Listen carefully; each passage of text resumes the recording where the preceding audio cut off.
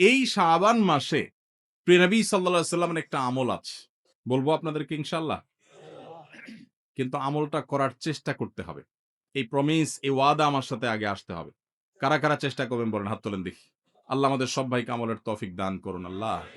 ভাইরা আমার, আমলটা হলো, আম্মা জান আয়েশা রাদিয়াল্লাহু তাআলা আনহা বলেছেন, মা রাআইতু রাসূলুল্লাহি সাল্লাল্লাহু আলাইহি ওয়াসাল্লাম ইসতাকমালা সিয়ামা শাহরিন কাত্তু ইল্লা রমাদান।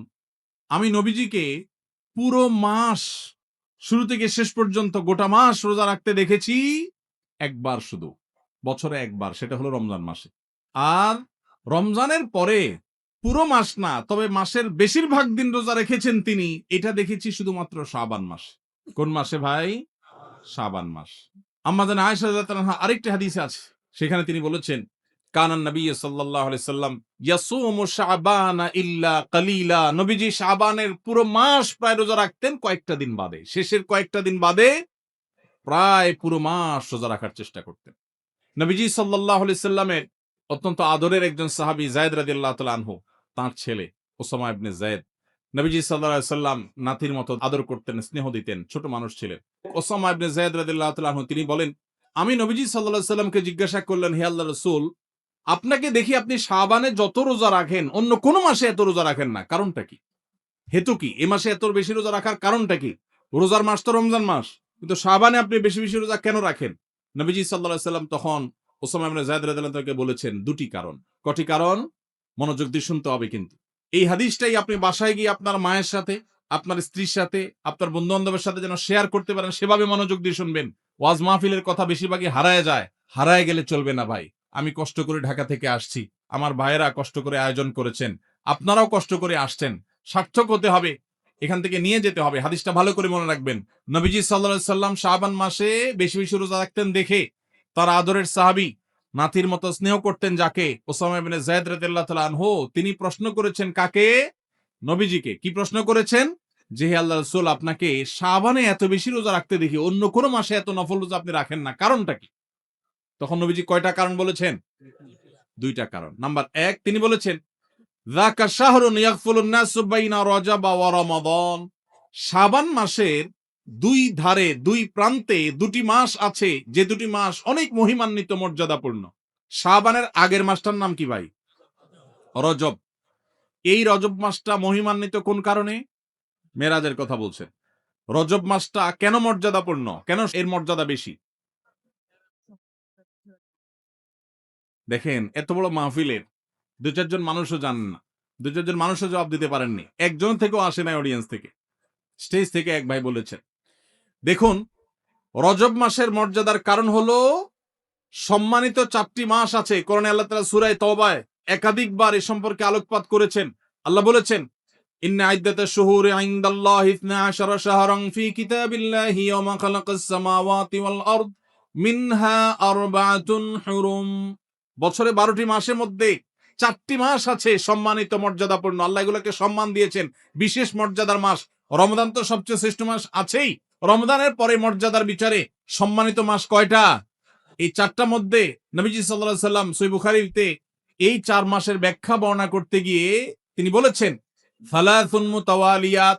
এই 4টার মধ্যে 3টা হলো ধারাবাহিক, জিলকদ, জিলহজ, মুহররম, আর চতুর্থ মাসটা হলো ওয়া রজব মুদর আল্লাযী বাইনা জুমাদা শাবান, এই যে রজব মাসটা। তাহলে রজব মাসটা সম্মানিত 4 মাসের একটা, সেজন্য এই মাসটা মূলত মহিমান্বিত। এই মাসে নবীজি সাল্লাল্লাহু আলাইহি সাল্লাম মেরাজ হয়েছে বলে অনেক ইতিহাসবিদগণ বলেছেন, আবার অন্য মাসে হওয়ার কথাও আছে। কিন্তু আসল তাৎপর্যের কারণ হলো রজব মাসটি হলো সম্মানিত 4 মাসের একটা। এটাও আমরা অনেকেই প্রথম শুনলাম জীবনে। যাই হোক, সে বিষয়ে কথা বলা আমার উদ্দেশ্য নয়। তো উদ্দেশ্য হলো ওই যে উসামা ইবনে যায়েদকে নবীজি বলেছেন যে শাবান মাসটার আগের মাসটা হলো রজব, যেটা সম্মানিত 4 মাসের একটা, মর্যাদাপূর্ণ মাস। আবার শাবানের পরের মাসটা কোনটা? রমজান, সেটা হলো বছরের সবচাইতে সেরা মাস। তো নবীজি বলেছেন দুইটা মর্যাদাপূর্ণ মাসের মধ্যবর্তী শাবান মাসে মানুষ আমল ইবাদত না করে অবহেলায় বেশিরভাগ মানুষ কাটায়। বেশিরভাগ মানুষ অপেক্ষা থাকে রোজা কবে আসবে, তখন কোরআন তেলাওয়াত শুরু করব। রমজান কবে চাঁদ দেখা যাবে রমজানের, তখন নামাজ ধরবো। রমজান কবে শুরু হবে, তখন থেকে আমি তারাবি পড়া ধরবো, ভালো কাজ করা ধরবো। শাবান মাসে মানুষ রমজানের ক্ষণ গণনা, দিন গণনা করতে থাকে, অবসর থাকে, অলসতা করে, অবহেলা করে। নবীজি বলেছেন মানুষ যেহেতু অবহেলা করে এই জন্য এই সময়টাতে আমি বেশি বেশি নফল রোজা রাখি, কারণ যেই সময়টাতে মানুষ অবহেলা করে ওই সময় ইবাদতের আলাদা গুরুত্ব তৈরি হয়। ভোর রাতের সময় সবাই ঘুমায় থাকে, এই জন্য তখন তাহাজ্জুদ পড়লে সওয়াব বেশি। হুজুরের সবাই সালাম দেয়, রিকশাওয়ালা বেচারারা কেউ সালাম দেয় না। আপনি যা রিকশাওয়ালাদেরকে আসসালামু আলাইকুম বললেন কেন? কারণ তারা অবহেলিত, তাদেরকে মানুষ সালাম দেয় না। তাহলে তাদেরকে সালাম দিলে, হুজুরের সালাম দিলে যে সওয়াব হতো তার চেয়ে সওয়াব বেশি হবে, কারণ অবহেলিত, এদেরকে কেউ সালাম দিচ্ছে না। একজন গরিব মানুষ, একজন অভাবী মানুষ, সিএনজি চালক, তার গাড়িতে উঠছেন, মুসলমান হলে তার আচরণ হবে উঠে বসেই আসসালামু আলাইকুম। চেষ্টা করা যাবে না ইনশাআল্লাহ? শাবান মাসে মানুষ অবহেলিত থাকে, সেজন্য এই মাসে আমলের গুরুত্ব বেশি। অতএব যেই কাজটা মানুষ অবহেলিত করে, গাড়িতে উঠার পর চালককে সালাম দিবেন আসসালামু আলাইকুম করে। যে মালিক গাড়িতে উঠে বসে চালককে সালাম দিতে পারেন, সেই মালিকের মধ্যে অহংকার নাই ইনশাআল্লাহ, তিনি বিনয়ী মানুষ। আল্লাহ আমাদের সব ভাইদেরকে বিনয়ী হওয়ার তৌফিক দান করুন। দ্বিতীয় কারণ তিনি বলেছেন কেন তিনি এই মাসে বেশি রোজা রাখেন, ওই যে ওসামা ইবনে যায়েদ রাদিয়াল্লাহু আনহু দুইটা কারণ বলেছেন। এর মধ্যে একটা হলো শাবান মাসটাতে মানুষ আমল ইবাদত একটু কম করে, কারণ রমজান আসবে আসবে বলে অপেক্ষা করে, সেজন্য তিনি এই মাসে বেশি বেশি আমল করেন, কারণ অবহেলার টাইমের আমলের গুরুত্ব একটু বেশি। দ্বিতীয় কারণ হলো তিনি বলেছেন ওয়া হুয়া শাহরুন তুরফাউ ফীহিল আমালু ইলা রাব্বিল আলামিন, শাবান মাসে বান্দার আমলনামা আল্লাহর কাছে উপস্থাপন করা হয়, ফেরেশতারা রিপোর্ট জমা দেয়। ফাউহিব্বু আন ইউরফা আমালি ওয়া আনা সাইম, নবীজি বলেছেন আমি চাই আমার আমলনামা যখন ফেরেশতাদের কাছে পেশ করা হবে তখন আমি যেন রোজাদার থাকি। কারণ আপনি কোথাও চাকরি করেন, সিরিয়াস ডিউটি করেন, একবারও আপনার বস আসে না, একটু মোবাইলটা মাত্র হাতে নিছেন ফেসবুকটা টিপার জন্য, আর তাকায় দেখেন পিছের দিকে বস এসে দাঁড়াইছে, মেজাজটা কেমন লাগবে বলেন? খারাপ লাগবে না? আর আপনি অন্য সময় যাই করেন না করেন খুব সিরিয়াস মুডে কাজ করতেছেন, পিছনে তাকায় দেখেন মালিক এসে দাঁড়াইছে, কলেজেটা শান্তি হয়ে যাবে না? যাক মাশাআল্লাহ, এই বেচারা এসে আমরা যখন কাজে দেখবে বলবে বাবা খুব ভালো মানুষ, তো বেতন বাড়বে, তাই না? নবীজি সাল্লাল্লাহু আলাইহি সাল্লাম বলছেন যে আমি শাবান মাসে বেশি বেশি নফল রোজা এই জন্য রাখি, ফেরেশতারা আমার সারা বছরের আমলনামা আল্লাহর কাছে রিপোর্ট জমা দেন, সারা বছর কি করেছি না করেছি তার সব হিসাব জমা দেন। আল্লাহ যখন আমার হিসাবের প্রতি মনোনিবেশ করেন, ওই অবস্থা যদি আল্লাহ সুবহানাহু ওয়া তাআলা তিনি দেখতে পান যে তার বান্দা আমি রোজা আছি, তাহলে আল্লাহ একটু অনুগ্রহ করবেন, এই জন্য আমি এই মাসে রোজা রাখি। তাহলে নবীজি সাল্লাল্লাহু আলাইহি সাল্লাম শাবান মাসের রোজা দুইটা কারণ পাওয়া গেল। এক তো হলো গাফলতির সময় সেজন্য তিনি রোজা রাখতেন, দ্বিতীয়ত হলো এই মাসে বান্দার আমলনামা পেশ হয় সেজন্য তিনি রোজা রাখতেন। এই দুই কারণ আমাদের বেলায়ও আছে না নাই? তাহলে আমাদের রোজা রাখা উচিত না উচিত না? চেষ্টা করব তো ইনশাআল্লাহ। ভাইরা আমার, একটা প্রশ্ন আপনাদের মনে হইতে পারে, সেটা হলো আমরা তো শুনছি মানুষের আমলনামা সকালে বিকালে আল্লাহর কাছে জমা হয়, ফেরেশতারা জমা করে, আবার এখন শুনলাম শাবান মাসে জমা হয়, তাহলে দুই রকম হলো যে? এর উত্তর হলো আল্লাহ রাব্বুল আলামিনের কাছে আল্লাহর ফেরেশতারা মানুষের আমলনামাকে তিন ধাপে, তিন স্তরে, তিনটা লেয়ারে, তিনটা সময়ে আলাদা আলাদা ভাবে উপস্থাপন করে। একটা হলো প্রাত্যহিক রিপোর্ট, প্রাত্যহিক আমলনামা, ডেইলি, প্রতিদিনের। প্রতিদিনের আমলনামা সকাল এবং সন্ধ্যায়, সারা রাত আপনি কি করেছেন, ওয়াজ শুনেছেন না গান শুনেছেন, ভালো কাজ করেছেন না মন্দ কাজ করেছেন, সারা রাতে কি করেছেন, প্রত্যেকটা মানুষের হিসাব আল্লাহ রাব্বুল আলামিনের কাছে প্রত্যেকটা ভোরে ওই রাতের ডিউটি থাকা ফেরেশতারা জমা দেন। আবার সারাদিন আমরা যা করি না করি, সন্ধ্যায় সারাদিনের ডিউটিতে রত ফেরেশতারা আল্লাহর কাছে জমা দেন। তাহলে বান্দার আমলনামা, বান্দার রিপোর্ট জমা দেওয়া হয়, একটা হলো প্রাত্যহিক, প্রতিদিন, সেটা কখন? সকাল এবং সন্ধ্যা। বান্দার আমলনামা জমা দেওয়া হয় আরেকটা লেয়ারে, সেটা হলো প্রত্যেক সপ্তাহে 2 দিন, সোমবার এবং বৃহস্পতিবার। নবীজি সাল্লাল্লাহু আলাইহি ওয়াসাল্লাম যেন সোমবার বৃহস্পতিবার রোজা রাখতেন, কারণ সোমবার এবং বৃহস্পতিবার বান্দার আমলনামা ফেরেশতারা আল্লাহর কাছে পেশ করেন। তাহলে একটা হলো ডেইলি আমলনামা পেশ, সেটা সকাল সন্ধ্যা, একটা হলো সাপ্তাহিক আমলনামা পেশ, সেটা হলো সোম বৃহস্পতি, আরেকটা হলো বার্ষিক রিপোর্ট পেশ, সেটা কখন? শাবান মাস। বিভিন্ন অফিসে যারা চাকরি করেন, মাসের হিসাব দেওয়া লাগে একরকম, ডেইলির হিসাব দেওয়া লাগে আরেক রকম, বার্ষিক রিপোর্ট দেওয়া লাগে আরেক রকম, আছে না নাই? ঠিক একইভাবে আল্লাহ রাব্বুল আলামিনের কাছে আমাদের আমলনামা পেশ করা হয়। ভাইরা আমার, সেজন্য এই রিপোর্ট জমা দেওয়ার সময়গুলোতে বান্দা বিশেষভাবে আমলে মনোযোগী হবে। এইজন্য আল্লাহ তাআলা বলেছেন কোরআনে কারীমে ওয়াসাব্বিহুহু বুকরাতাও ওয়া আসীলা, সকাল সন্ধ্যা আল্লাহর তাসবিহ পেশ করো। নবীজি সাল্লাল্লাহু আলাইহি ওয়াসাল্লাম সকাল সন্ধ্যা বিশেষ তাসবিহ পেশ করতেন, জিকির আজকার করতেন, দোয়া করতেন, আমল করতেন, কারণ এই যে আমল জমা দেওয়া হয়। আবার সোমবার বৃহস্পতিবার রোজা রাখতেন, কারণ আমলনামা জমা দেওয়া হয়। আবার শাবান মাসে বেশি রোজা রাখতেন, কারণ আমলনামা জমা দেওয়া হয়। তাহলে আমলনামা জমা দেওয়ার 3টা লেয়ার আছে। মনে থাকবে তো ইনশাআল্লাহ ভাইরা আমার। এছাড়াও শাবান মাসে বেশি বেশি নফল রোজার আরেকটা কারণ আছে, সেটা হলো ইস্তেহাদি, সেটা হাদিস দ্বারা না প্রমাণিত না, সেটা বিভিন্ন মুহাদ্দিসগণ, ওলামা একরাম, স্কলারগণ বলেছেন। সেটা হলো হঠাৎ করে রমজানের রোজা যদি রাখা শুরু করেন, সারা বছর একরকমের খাদ্য অভ্যাস, সকাল দুপুর রাতে খেয়ে, এখন হঠাৎ করে অভ্যাসটা চেঞ্জ হয়ে যাবে, ইফতার এবং রাতে সাহারি খাবেন আর সারাদিন না খেয়ে থাকবেন। হঠাৎ করে 30 দিনের রোজা রাখতে কি আপনার কষ্ট হয় কিনা, অভ্যাসটা আগে থেকে যেন হয়, সেজন্য শাবান মাস থেকে কিছু কিছু নফল রোজা রাখতে হয়। এটা হলো ওয়ার্ম আপ, রিহার্সেল, প্রস্তুতিমূলক রোজা। এই জন্য ভাই এই শাবান মাসে বেশি বেশি রোজা রাখবেন তো ইনশাআল্লাহ। পুরো মাসের প্রথম 15 দিন 20 দিন রোজা রাখার তৌফিক যদি নাও হয়, অন্তত একটা রোজা হইলেও নবীজির সুন্নাত আমল করতে গিয়ে আমরা কারা কারা করবে একটু হাত তুলে দেখি। একটা হইলেও রাখবেন ইনশাআল্লাহ। নিয়ত করছেন তো ইনশাআল্লাহ? সবে বরাতেরটা না, ওইটা বাদে একটা হইলেও রাখবেন। নিয়ত করছেন তো ইনশাআল্লাহ? আল্লাহ আমাদের সবাইকে আমল করার তৌফিক দান করুন। এই আমলটা যদি আপনারা করেন ভাইরা, হারিয়ে গেছে, সমাজে আলোচনা নাই, সেজন্য আমি আলোচনা করলাম। বিলুপ্ত হওয়া আমলগুলোর একটা শাবান মাসে বেশি বেশি নফল রোজা। চর্চা নাই, আমল নাই, আলাপ নাই, মানুষ ভুলে গেছে। আপনারা যে ঘরে ঘরে রাখেন, মানুষ জানবে, সুন্নাহটা জিন্দা হবে, ঘরে ঘরে আমলটা শুরু হবে। আপনি অন্য মানুষকে বলবেন একই কথা, তাকে উদ্বুদ্ধ করবেন, তাহলে নবী সাল্লাল্লাহু আলাইহি সাল্লামের ওই হাদিসের ফজিলত পাবেন। আপনি মৃত সুন্নতকে জিন্দা করলেন, সেই সওয়াবটা পাবেন। চেষ্টা করা যাবে তো ইনশাআল্লাহ।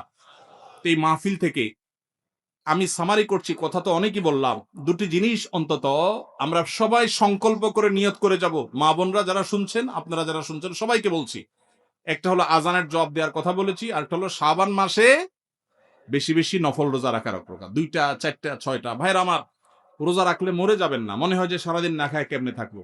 যারা নিয়মিত নফল রোজা রাখেন তারা জান পানির মতো সোজা, কোনো ব্যাপার না, আল্লাহর রহমত। একটু চেষ্টা করলেই হয়, একটু হিম্মত করলেই হয়। চেষ্টা করা যাবে তো ইনশাআল্লাহ। এই মাসের মধ্যে একটি রাত আছে শাবানের মধ্য রজনী, শবে বরাত না ভাই?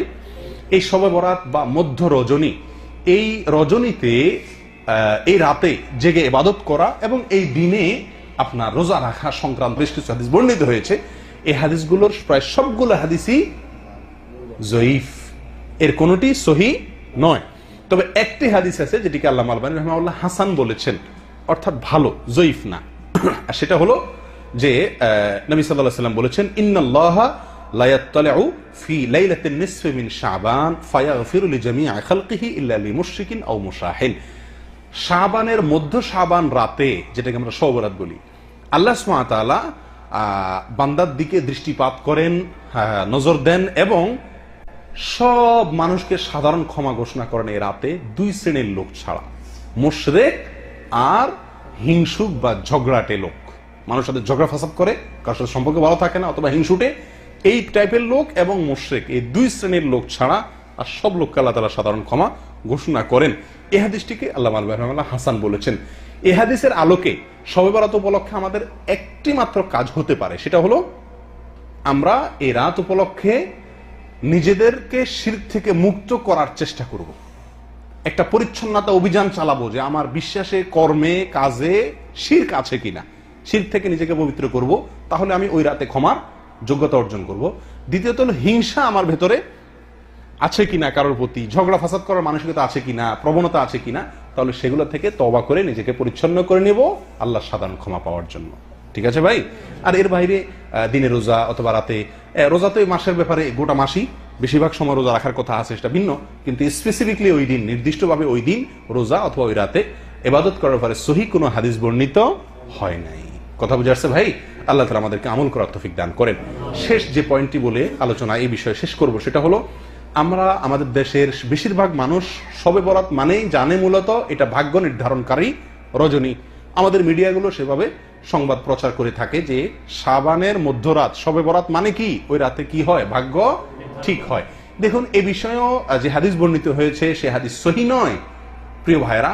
এর বিপরীতে আমি আপনাদেরকে বলবো, মেহেরবানি করে বাংলা কোরআন খুলে দেখুন, সূরা দুখানের 1 থেকে 4 নম্বর আয়াত যদি আপনি পড়েন, আপনার কাছে স্পষ্ট হয়ে যাবে, ক্লিয়ার হয়ে যাবে যে ভাগ্য কোন দিন ঠিক হয়। আল্লাহ সুবহানাহু ওয়া তাআলা বলছেন, ইন্না আনজালনাহু ফি লাইলাতিন মুবারাকাতিন, আমি কোরআনকে নাজিল করেছি একটি বরকতময় রাতে। কোন সে বরকতময় রাত? আল্লাহ এখানে ইশারায় বলেছেন, ডাইরেক্ট বলেন না কোন রাতে নাজিল করেছেন। আল্লাহ বলেছেন একটি বরকতময় রাতে কোরআন নাজিল করেছি। এই বরকতময় রাত, যে রাতে আল্লাহ কোরআন নাজিল করেছেন, কোন রাতে আল্লাহ কোরআন নাজিল করেছেন? লাইলাতুল কদরে। প্রমাণ আল্লাহ কোরআনেই বলছেন, অন্য আয়াতে, অন্য জায়গায় বলেছেন ইন্না আনজালনাহু ফি লাইলাতিল কদর। আল্লাহই বলেছেন যে তিনি লাইলাতুল কদরে কোরআন নাজিল করেছেন। আর এই আয়াতে তিনি বলছেন ইঙ্গিত করে যে আমি একটি বরকতময় রাতে কোরআন নাজিল করেছিলাম, আর সেটা অন্য জায়গায় বলেছেন লাইলাতুল কদরে। তাহলে এখানে বরকতময় রাত বলতে কোন রাতকে বোঝানো হয়েছে?